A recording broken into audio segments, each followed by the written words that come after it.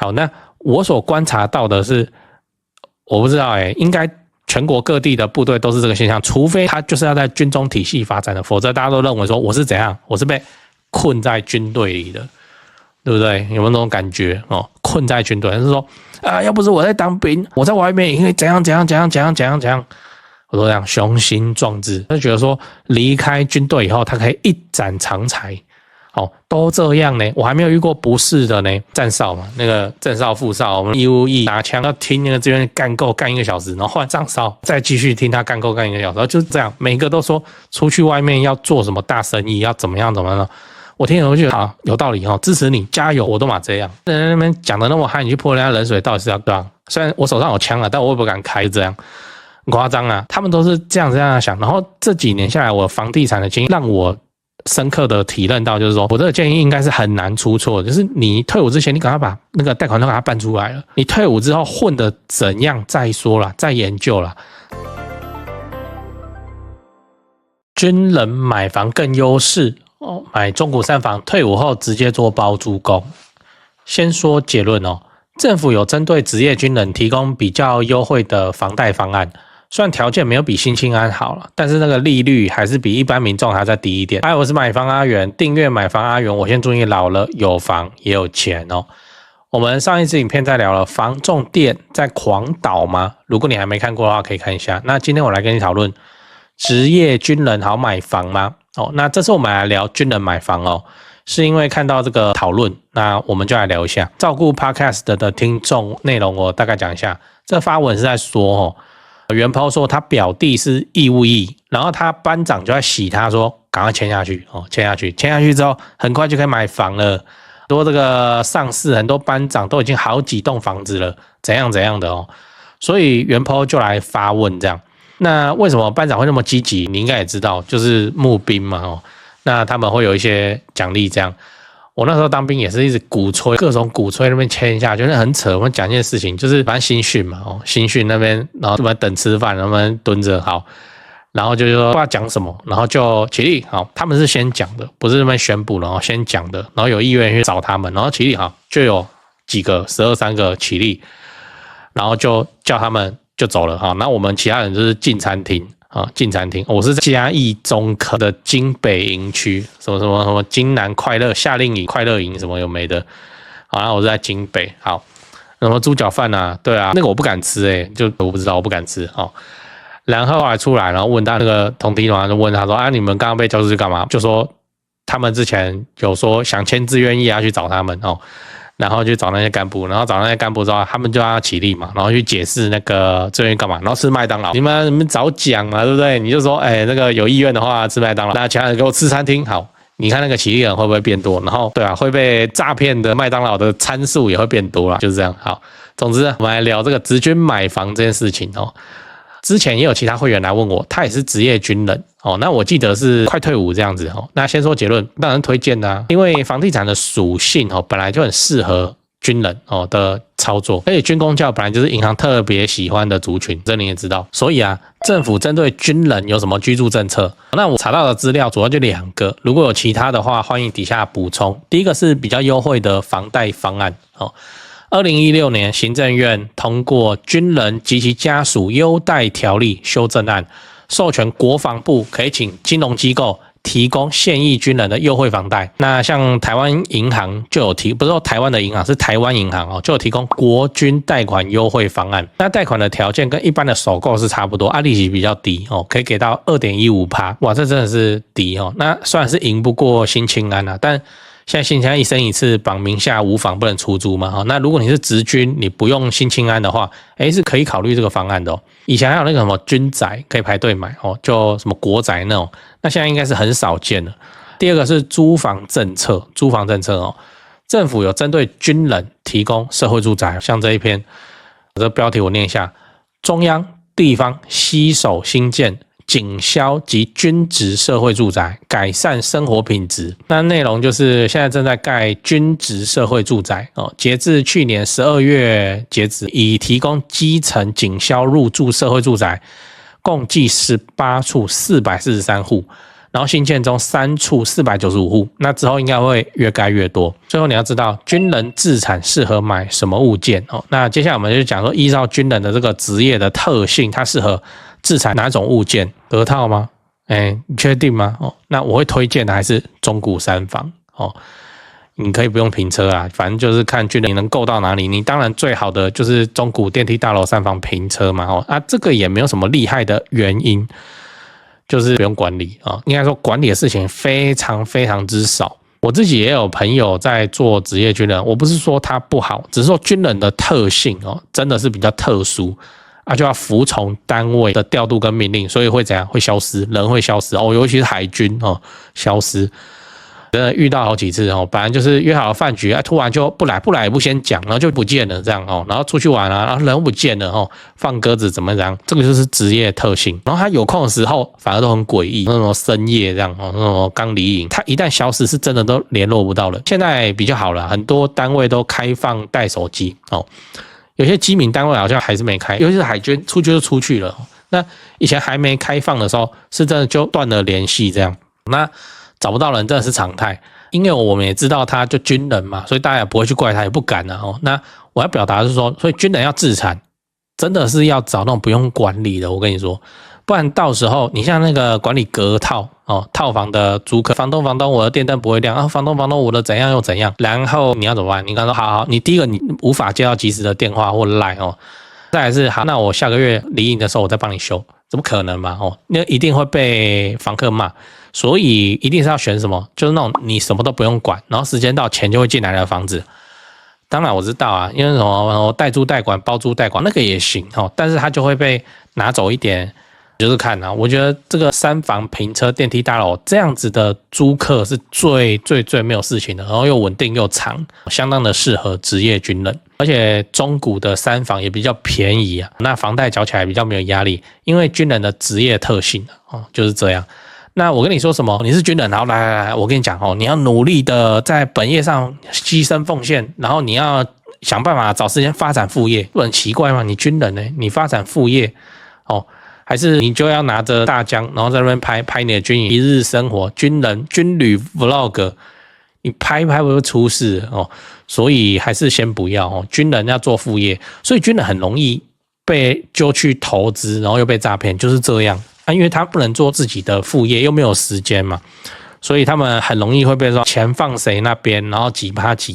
很多，然后军人又固定有钱的族群，所以也一直都是那个诈骗集团他眼中的肥肉，就对，又好骗，就这样。然后你骗他也不会怎样他也不会及时来追杀你，因为他被绑在军队里头这是军人的职业特性。那军人不想被骗也可以啊，你就自己爱买股票你买股票，你爱买房子你就自产自产就是自产这种正中古3房，然后委托家人朋友帮忙管理，几乎都没事1年也不会有几次有事，大概就是这样。像我们前面说的，银行还是很喜欢军公教的，所以你去买房子贷款的时候可以拿到比较好的利率那你就可以慢慢存房子，存满一间，钱够了再买一间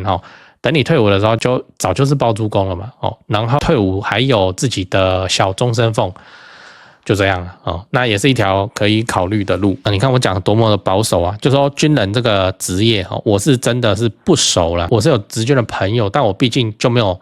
我就是被抓去当兵而已，我也不是有什么军旅生活的经验所以军人族群我的设定都一律都是保守到底保守到底就对了。因为房地产一旦出了什么状况或问题，你没有办法及时出现，这蛮奇怪。我们也遇过好几次，就是那种买方是职军那个光要签约的日子都很难约，因为又联络不到他就说他在军队，然后又怎样联络到要排下次的假，他也不知道什么时候。对，所以那个军人在我看来问题就是这个及时性能够处理事情的及时性会出状况，我才会说就选这个几乎都就无脑放生流了的中古3房。对这几件事情先讲，不然怕忘记。就现在不是房地产吹冷风嘛这已经是事实了。那我自己的观察是这样跟你分享一下。先说台北台北市、新北市。那台北目前依然持续在成交那成交的行情没有特别的高，也没有特别的低，就行情这样。只是说现在的买方分布已经变成说 50% 是自住换屋那 50% 是财富传承，投资客几乎都离开台北了。那我想这个也不赖嘛，就没有投资客在那边恶性炒作哦。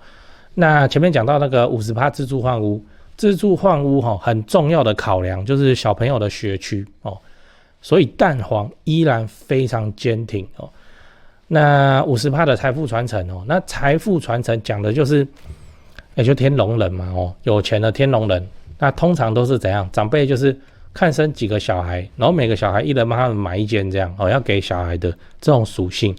所以他那个也没有要投资，也没有要炒作啦，就是保值就好哦。财富传承哦，那你有钱，你要放在全台湾最顶尖的房地产市场哦，来自住换屋或是财富传承都可以哦啊。只是说现在成交在4500万以上，已经是目前的常态哦。我居然还有观众哦，去买超过1亿的大安区房子，然后他们说我台北前辈的团队服务是非常的顶级啊，他们的家族很满意这样。对，所以你要看那些财富传承用的房子或者好学区的房子哦，你就加我前辈的 LINE 小老鼠拜台北，小老鼠买台北这样，加了你就看到他的大头贴那个是助理在顾的那他们会不定期的 po 这些房子给你参考。OK 啊，那讲完台北讲高雄高雄的情况是也一样市场降温那之前的乱买乱出价族群就不见了，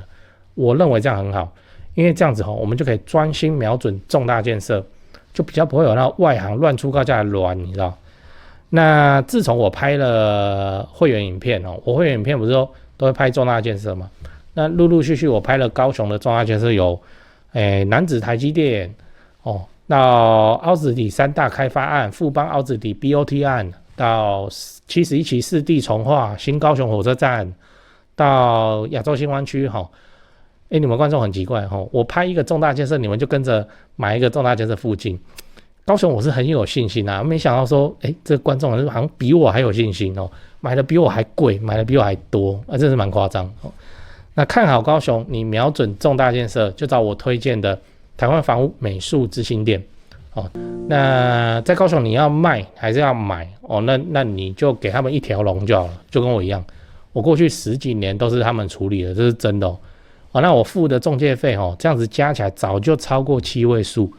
那你看我还是愿意推荐他们就是真的很没问题嘛很专业很 OK。 他们的 LINE 是小老鼠 go go go go go 小老鼠5个 go那他们有答应我说会 po 在这支 LINE 的房子是都会挑过就是专门给买房阿元的观众，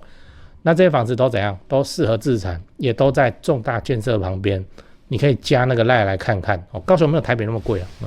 祝你自产顺利，来高雄玩得开心，赞赞。我自己在那边当兵我还看到一个现象，就是说这是我的建议，我的建议是说一定要在，也不是一定随便你都可以，这是你的人生你自己负责。就是我的建议是，你要在你自愿意退伍之前去把房子买下来，把贷款办出来你要买预售没有不行没有不行那只是说他可能交屋要办贷款的时候，你早就退伍了那到时候考核的就不是你军人的薪资实力了，到时候考核的就是你退伍以后你在外面混得怎么样了。好，如果你是中古的话，我是建议在自愿意在退伍之前要把那个贷款给他办下来，因为银行喜欢嘛，喜欢你的军人身份嘛。我为什么会这样讲？是我观察到的我想不止我观察到，大家都一样。那个义务役你一问那个替代役也一样，你一问大家都一样，就是那些签自愿役的军人的那些学长，他们都有一个很奇怪的情节，除非家世很好，那个家世很好是说他本来就是军旅世家，他来这个基层部队就是过个水而已，通常都是军官。也看过很多叫什么戏称叫超级上兵超级上就是他都做士兵他也不转士官，他就一直蹲很老这样比一堆军官比一些那个士官长还要老，在那个部队当地的部队超级上兵还是不转，然后不转之后就退伍那个薪水低是低不过他就是兵王那兵王的话很多东西还是要请教他，通常也不会叫他干嘛这样。好，那我所观察到的是，我不知道应该全国各地的部队都是这个现象，除非他就是要在军中体系发展的，否则大家都认为说我是怎样，我是被困在军队里的，对不对？有没有那种感觉困在军队，是说要不是我在当兵，我在外面因为怎样，我都这样雄心壮志，就觉得说离开军队以后，他可以一展长才都这样呢，我还没有遇过不是的呢。站哨嘛，那个正哨副哨，我们义务役拿枪要听那个这边干够干1个小时，然后换上哨再继续听他干够干1个小时，然后就是这样，每个都说出去外面要做什么大生意，要怎么样怎么样。我听了我就觉得好有道理支持你加油，我都嘛这样。人家那边讲的那么嗨，你去泼人家冷水，到底是要对吧？虽然我手上有枪了，但我也不敢开，就这样。很夸张啊，他们都是这样想。然后这几年下来，我房地产的经验让我深刻的体认到，就是说我这个建议应该是很难出错，就是你退伍之前，你赶快把那个贷款都给它办出来了。你退伍之后混的怎样再说啦，再研究啦。至少我没有看到谁退伍以后自愿意退伍以后混得风生水起，然后就直接就无缝衔接，然后就怎样，然后就发展的超级之好，然后买房子都不是问题，不是压力这样。之后走歪路的人反而很多，真的很多。以前在当兵的时候就加赖，然后退伍几年了，他问说还在吗？我说怎么了？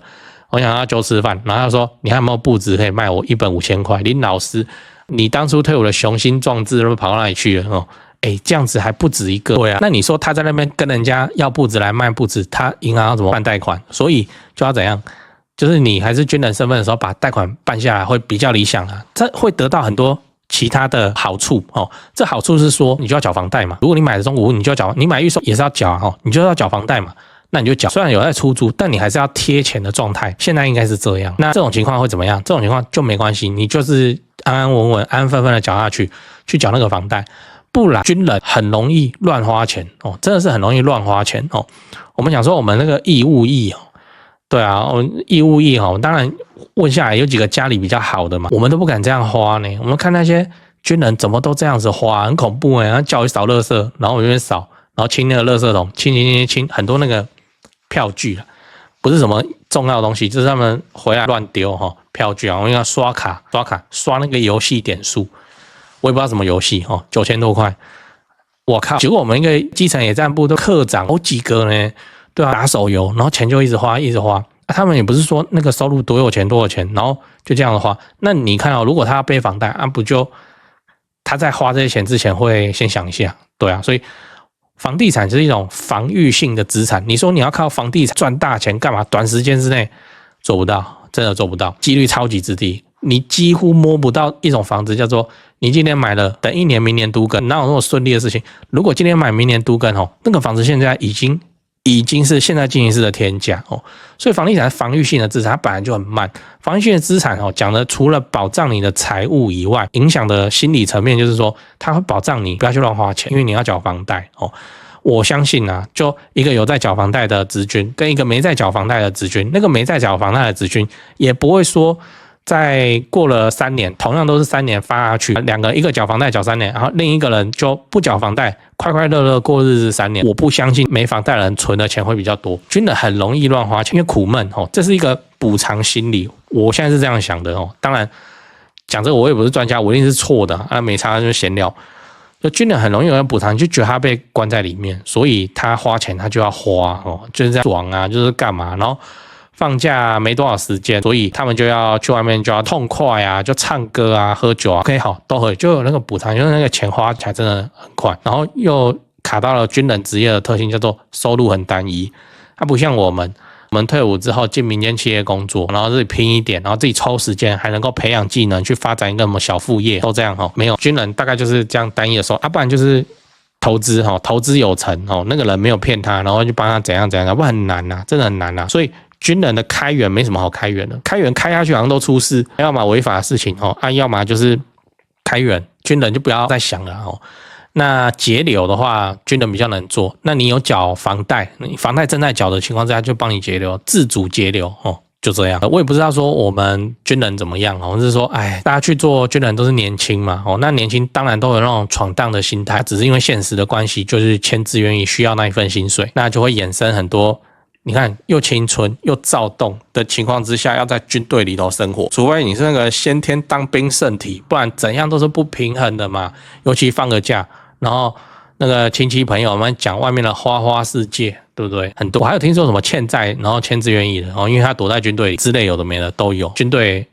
人也是不容易，至少大家都说我们军人什么很软烂，然后什么这种所在多有社会上很多这种说辞，但是叫你去过军人的生活，你为什么不要？对啊，大家都不要啊，所以军人还是有他苦闷的地方。如果真的感觉日子那么轻松，那应该要大家都毛起来去签才对，就没有嘛，对吧？就没有啊，所以军人还是他苦闷的地方，补偿报复心理就会比较重，花钱会比较凶。好，那自己又年轻又躁动，对啊，那你要守得住钱，守得住钱，方法我会讲，继续买一间房子来放生出租，就这样。你要没事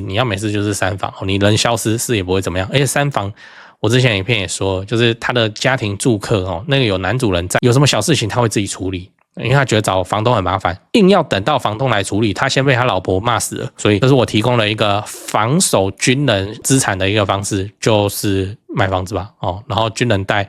看你要不要用，你有新青安的话，新青安还是有那个宽限期的威能，你在期限之内，现在会截止的嘛？你要用还是去用，还不错啦。军人这个身份，至少你已经赢了市场中70%的人了，叫做至少你在银行眼中算是一个还不错的客户，就这样。你看多少自营商，什么菜市场卖猪肉什么，他们都是没有财力证明的，对啊，他们在贷款成数不会有你高，利息不会有你低呢，至少你已经赢在这里了就参考看看。